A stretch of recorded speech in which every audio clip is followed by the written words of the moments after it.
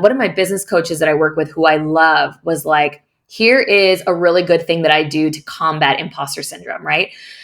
He has on his desktop screenshots and emails and messages from people that have said like, your content inspires me. You've helped me grow. You know, if it wasn't for you, I wouldn't have known this. And he has all of those on his desktop. And when he gets that imposter syndrome feeling or that I'm not worthy or I'm not this, he goes there and he reads those. And it reminds him and it grounds him. And I love that. I love that. I've always loved that. I'm like, that's a really interesting thing to do so that when you have those voices in your head that say, you know, who are you? You're just a single mom and you got to quiet those voices and remind yourself that you're a badass, right? And people need to hear what you're saying. Welcome to the It Gets Better From Here podcast. I am your host, Cheryl Marquez, and this week we are joined by PR expert and publicist, Mercedes Barba. You don't want to miss all of the amazing tips and golden nuggets that Mercedes drops here today. If you enjoyed this episode, be sure to subscribe so that you never miss an episode. How long have you been in journalism and how did you get to be, I think that's such a cool profession, career. So tell us, how did you start in this business? Yeah.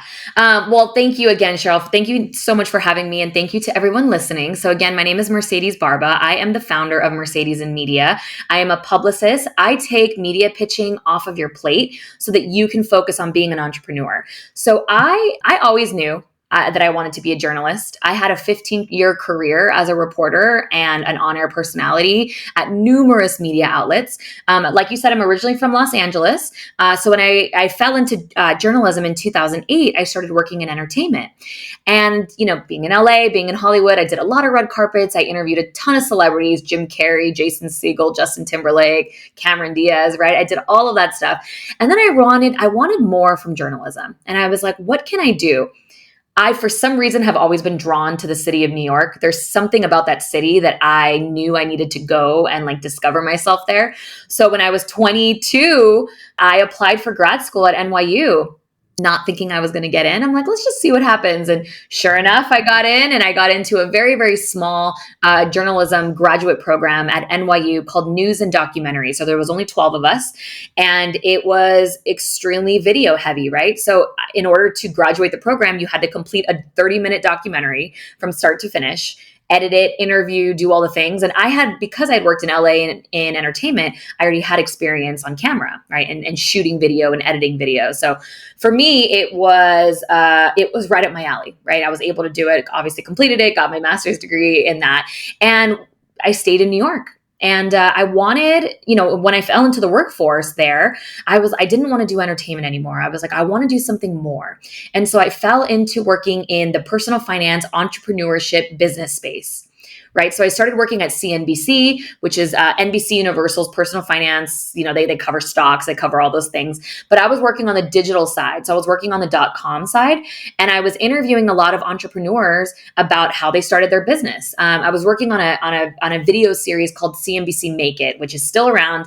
It is an amazing series that a lot of entrepreneurs like you listening and like you, Cheryl, to pitch yourselves and get featured on CNBC Make It. So I started working there and I started realizing like, oh my God, I love business. And I started noticing the power that, networks like CNBC had.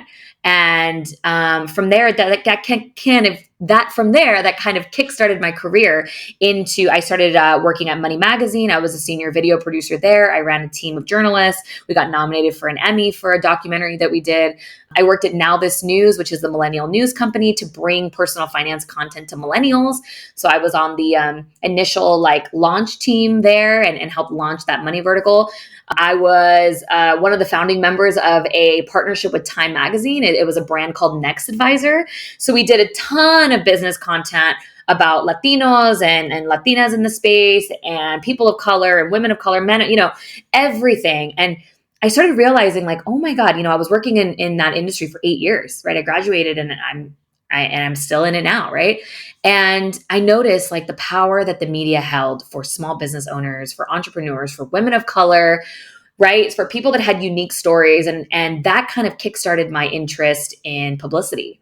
Because I was like, on the journalism side for so long, publicity is the flip side of the coin, right? Publicists pitch journalists. That's what they do. And so for me, it made sense to launch my business where I am a publicist and I am the one using my connections in journalism in New York and LA to get people featured and to help grow their businesses. So that was kind of a long-winded, like my I love career, it. but My jaw is if you guys are just listening, need to pop in on YouTube because you have to see my facial expressions, which is pretty funny, by the way. I'm watching my playbacks. I'm like, damn, I didn't even know that my face can freaking do these moves, but whatever. Okay. So my jaw is just on the floor because that is so like your journey is so truly inspiring. It seems like you've lived so much I in know. this career, yet it's only been, but you see, that's the power of knowing that this is your calling. Yeah, When 1,000%. life is just, taking you from one after the next, even though you're afraid, you have to jump and the net will appear when it is your calling and you Yep, can feel it, right? 1,000%. And I love that. Thank you. I didn't even know that. Thank you, Mercedes. Yeah. So, okay. Just, for our audience, my community of amazing divorced women and single moms, they might be wondering, what does PR and a publicist have to do with me? And well, Mercedes is here to share her insights on how divorced women and single moms can elevate their personal and professional brands with confidence and authenticity. And here's what I learned as I stepped into this heart-centered business coming from corporate America is that Mhm. you are your personal brand. You are who you are is your reputation. What people say about you when you're not in the room is your brand. So, with that being said, I'm going to ask Mercedes just a couple questions. One is, how can divorced women and single moms leverage PR strategies to reclaim their narratives and showcase their strengths? That is such a good question, Cheryl. You mentioned personal brand, right? Personal brand is so important. Who are you? What do you value? What do you stand for? What do you not stand for? I'm a single mother too, right? I relate to your audience in a very compassionate, very understanding way. That's why I launched my business, right? I want to help people get their stories told, right? When I was working at these media outlets, my number one thing was diversity. And even now it continues to stay diverse, right? I'm like, we need to feature our voices in the media. And it's so important. And I want everybody to realize, if you are a single mom or if you're a small business owner, like, your voice deserves to be heard. It deserves to be told. The importance of personal branding, right? Deciding who you stand with, what you stand for, all of that, coupled with how you show up every day is super, super important and valuable. And I want everyone's stories to be told, which is why I'm so happy to be on this podcast, Cheryl, because what you're doing is you are amplifying voices, right? And you're helping us get out there. And that is just so valuable. And I think everybody has something to give. And if we can all sort of have this platform and this stage and a microphone to chat, to talk with and to stand with, I think that we can really change the world in such a good way. And I've noticed, like, in my last, 2008 was 15 years ago, right? Or something like that. So I know 16 years ago, I'm realizing how much journalism has changed, right? When I started initially, I was noticing that there was a lot of, white voices and men, right? Men that had very big platforms, right? I'm in the personal finance space. Dave Ramsey is a huge voice in the space, but there's so many other diverse women and mothers and single mothers and divorced women and, or women that don't have children, right? There's a lot of women that are out there that are like, I choose not to have kids and I'm going to teach you, I'm going to show you how I spend my money. And featuring women like that really stood up and had that brand and had, really voiced what they stood for was one of the big reasons for me why I loved working at personal finance brands. And being a Latina myself, I wanted to profile these people. I'm like, we need to get our people's voices heard. So for those listening, get out on Instagram, right? If you want to build a community of women, right? We all need community. I'm always looking for community. That's why, Cheryl, you and I connected so well, is because we're looking for community. And, if that's what you're looking for as well, build that around you and be vocal and, be outspoken. Yeah. And I love that. I think that you just dropped so many golden nuggets. Look at me, I'm speechless, and that doesn't happen. Hello, I'm in a podcast. But you're just so amazing at what you do, Mercedes, because not only are you good at it, your passion, you can tell. And I remember asking you with your voice, I'm like, are you in a podcast? You're like, I've been guest at podcasts. I'm like, because your voice is like the shit, you know? And then I think I was like, can you sing? No. Neither can I, but I'm practicing. Okay. Yeah. Shout out to my vocal coach. I will be going to class because I heard one of my playbacks and I was singing and I was like, yeah, can't miss class. Can't miss. So I love that you said about getting out there.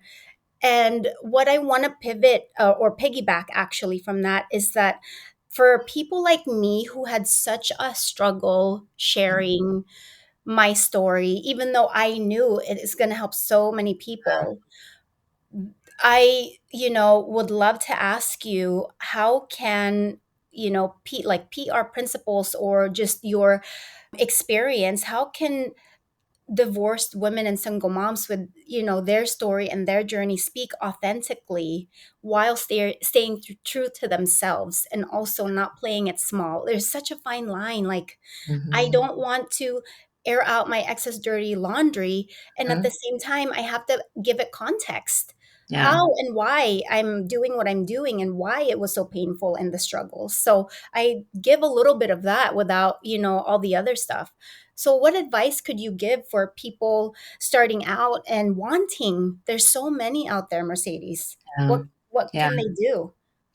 It's interesting that you mentioned like there's a fine line between airing too much and not airing too much. I think it's important. Oh, you had mentioned that your story helps women and helps people. And that's one thing that I really hone in on with my clients is like, a lot of the times, a lot of my clients will come to me and they'll so initially when I book my clients, we have an initial kickoff call and I'm like, just word vomit everything about your business to me because that's how I work. I'm like, just tell me everything, right? Even if you don't think it matters, because a lot of the time that story that you really don't think has legs is the one that we go with, right? I had a client this morning or yesterday that was like, we did our initial kickoff call and I was like, ooh, that's the angle we're going to go with. And she's like, really? I'm like, yes, that's the angle. So, just remember that your story is here to help people, right? And here to help men and women that in all walks of life, right? Like I love reading memoirs. I love reading what people have gone through. I love listening to podcasts. I love learning. I love quotes. I love anything that can help me in my journey right now. Not make those same mistakes or that can save me time, right? And help me grow as a professional and as a mother. I love hearing that. So if you have a very important story that you feel in your soul and in your gut that you have to share and tell, put it out there, right? And also like from a journalist perspective, there's so many times where like I saw something on TikTok or I saw something on Instagram or Twitter and I was like, oh my God, that's a story. And so I reached out to the person that posted it, right? And I'm like, hey, I just came across your story on Twitter or your thread or whatever. And I thought it was super interesting. I think it resonates really well with our audience. So you never know who's listening, right? You never know who's reading because it could be a journalist. It could be somebody that really needs that specific anecdote at that moment. So just don't be scared. If you feel the need to share and you want to like share about your life, that's important. And from a publicist and a journalist perspective, we're all about storytelling, right? And we want to inform our audience. So yeah. That's really powerful and very insightful. And as you were talking, it reminds me of when I started, I could not even turn the camera on without my armpits sweating because I was so nervous. Okay. Like my hands sweat, my feet sweat, my armpit was sweating. I'm like, I cannot even have to change my shirt now. And it's like 1 minute. So Yeah. for, you ladies or my amazing audience that's listening right Yeah. now, I was there too. And what I did is I focused on the message because I put myself on the other side. I Mm. was so grateful for whoever it was that was sharing their journey, their story, because I was able to, even if I was able to get one thing, two things for wherever I was at, like Mercedes was saying, I would take it to a whole other level. And that healed that part that I needed at that moment in time. Yeah. And so when I made a decision that, okay, I'm going to do this business and I'm going to evolve and embody the person I need to be in order to make a significant impact, millions of lives, I cannot play small. And so, to Mercedes' point, that's what we truly need to focus on. And it might take some time, but honestly, it does get easier with practice. And know that you're going to suck in the beginning. Yes. Yeah. And, it's like the weights don't get lighter, you just get stronger. It's the same Exactly. principle, That's right? one of my favorite gym quotes is like your warm up will soon, or no, your workout will soon become your warm up, right? Oh, I love that. Yeah, it's like, and it's so true. And look, I've done everything on camera. I've been on TV, I've been on digital, I've done Instagram lives, and for me, even to this day, even coming on this podcast, I still get nervous, right? I do. I've interviewed on red carpets, I've done it all, right? I've media trained people, I've taught them how to do it on camera, and even I get really nervous. So it's super, super normal. But one of these things is like that I grapple with in my entrepreneurship journey is this like imposter syndrome, and it's so real. It is crazy how randomly it sneaks up on you and you're like, I'm going to quit everything. Who am I? Like, right. But you have to really ground yourself in those moments. And I work, one of my business coaches that I work with who I love was like, here is a really good thing that I do to combat imposter syndrome, right? He has on his desktop screenshots and emails and messages from people that have said like your content inspires me. You've helped me grow. If it wasn't for you, I wouldn't have known this. And he has all of those on his desktop. And when he gets that imposter syndrome feeling or that I'm not worthy or I'm not this, he goes there and he reads those. And it I love reminds him and it grounds him. And I love that. I love that. I've always loved that. I'm like, that's a really interesting thing to do. So that when you have those voices in your head that say, who are you? You're just a single mom and you got to quiet those voices and remind yourself that you're a badass, right? And people need to hear what you're saying. And again, we all have to start from somewhere, right? We all have to learn and grow, and the more you put out there, the more you're going to get back from your audience as to what they need, what they want to hear, and just putting yourself out there is so valuable. I couldn't agree more. And that's such a powerful exercise. So I think I'll do that too, because, like it does creep up on you when you least expect it. It's like, wait a second, I just had a really amazing day. I helped all these people. And then at nighttime when, things get quiet and you're supposed to be either meditating or doing introspection, that's when it's like, this is not going to work out because the market's oversaturated. Uh-huh. Why you? So that's not true. Know that you are so unique. There's no one like you. Like Mercedes said, you have to start small Yeah. and just ground yourself. Yeah. So, Mercedes, so for divorced women and single moms who are considering re entering the workforce or pursuing new opportunities, building a strong personal brand is instrumental. I think you'd agree. What, 1,000%. Yeah. what are some practical steps they can take to crafting a compelling narrative and then position themselves for success? Yeah. So if you are a woman that wants to get back into the workforce, right? Or a man, right? Maybe you're a stay-at-home father or stay-at-home mother and you're ready to get back into the workforce, making sure that your digital footprint is and your digital personality is branded, right? It stands for what you stand for. It is okay to be political. It is okay. I think it is not okay to talk badly about certain politicians or kind of things like that. I think if you are standing for what is right and what you feel is right in your heart, stand for that. And the right opportunities will come to you. And I think just being authentic and being yourself is really what it's about. And I've worked at numerous corporations, and left and right, every single one you name. And some are great and some are horrible. And but it's important to work for the company that you stand behind, right? When I worked at Now This News, they are very left leaning. And I knew that going into that. And I was like, I'm going to go for it because I stand behind what they do and I stand behind their content. I don't think I ever swung as left, in the content that I was producing and the content that I was creating, as some of the other reporters there. But I knew that I was getting into that little bit of a gray area of like, okay, now we're hitting that political kind of landscape. Like I need to kind of tread lightly and just stand for what I stand for, not for what everybody else stands for. And I think I did that well. And that was a great experience for me. So people that want to re-enter, like make sure that you are visible, right? And even from a journalist perspective, like if you're an entrepreneur and you're pitching me a story, I want to see you visible. I want to see you have a podcast. I want to see you do Instagram lives. I want to see you posting regularly, right? And you're engaging with your audience, because that just shows that you are alive and well on your digital footprint. And if I'm going to do a story on you, I want to make sure that you're real. That you are out here practicing what you preach. So just remembering all of those tidbits is important. That's wonderful. And, Yeah. like social proof is so big. That's what you're saying, right? Because people will Mhm. look you up immediately. So if you're playing it small and you're someone that, wants to succeed and wants to be heard, like Mercedes said, show up authentically. And you do have to put yourself out there. So you have to ask yourself, like, what is your why? Yeah. Why are you doing this? Because I guarantee you, if the why is not big enough and you're doing it for somebody else, it's not going to stick.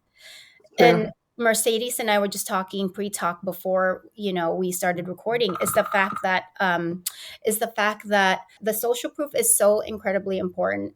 And you have to figure out what your why is, because before we started recording, it was, her and I were talking about how, just doing all the things when it comes to business and just building. And so you're going to come across, just road bumps, and it's not going to be smooth sailing, because what in the entrepreneurial journey is it freaking smooth sailing? So that's Yeah. why It's a lot of people that don't have it in them because not. they don't have a big enough why they're doing it for other people, Yeah. it's not going to work. It's not Yeah. going to work. So before you even start that journey, like I'll just call myself out like I did. I thought I was going to be in finance. I think I shared that with you, Mercedes. Hmm. And, I was doing it not for myself. I just thought that that was my next move.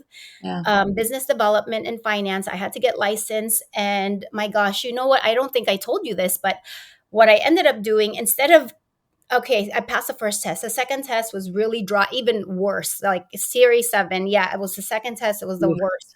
So I got to a point where I should have been doing, like everything else, but I was doing 369 standards. I will pass this test.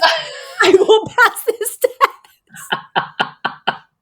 I will pass this test. Anything but that. So I don't know how many pages I did of that, how many hours, but I was like, my God, obviously it didn't work because my frequency was not a match to Right. what I wanted, which is not that. Wow. Yeah. How So interesting is that? That's so interesting. it's so crazy. And I have a whole like manifestation thing and how to actually co-create with the universe that is not woo-woo, it's science-based. Because what I did was, like I didn't know the principles. I didn't know back then that, oh my gosh, I have to be a vibrational match in frequency to that of which I want. And I didn't want that. So I was saved.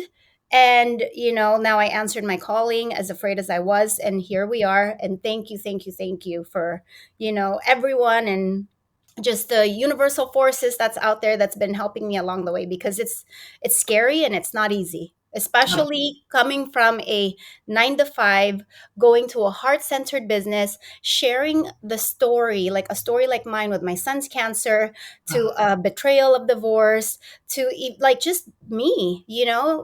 And that's why with this podcast, what better way than to truly get to know someone than this platform? right? So I knew I had to do this if I Yeah. really want to impact in the way that I want, which is millions of lives in the most authentic way.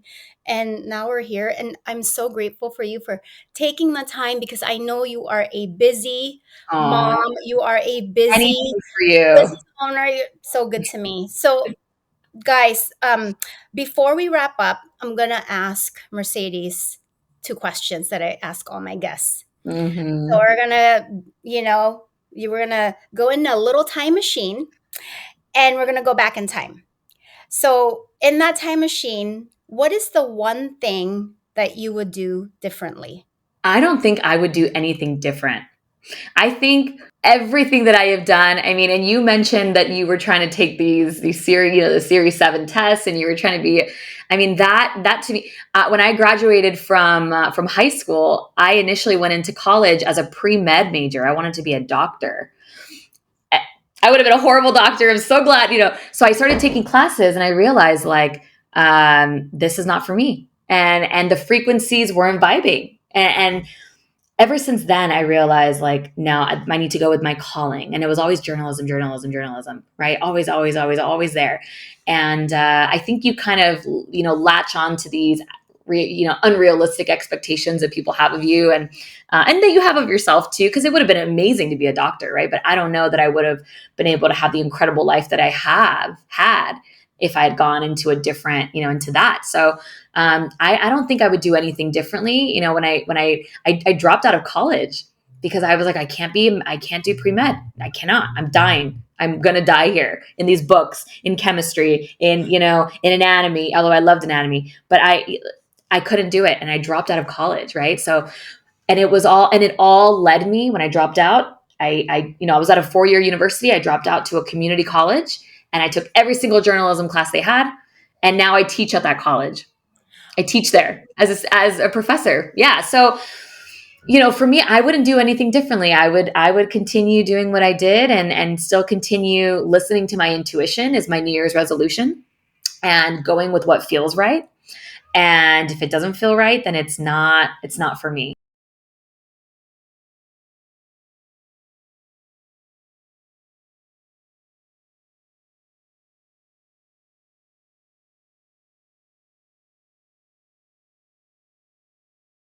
Um, so yeah, that's my answer. That's a beautiful answer. You know what? Out of all the guests that I've had so far, you're the only one with that answer. And that's what I would say too. So, hey, fist pump. That's why you and I are soul sisters. We For get it. sure. Hmm. 100%. Hmm. And so, okay, staying in that time machine, Yep. what is the one piece of advice you would tell your younger self? Okay. There's a lot of things there.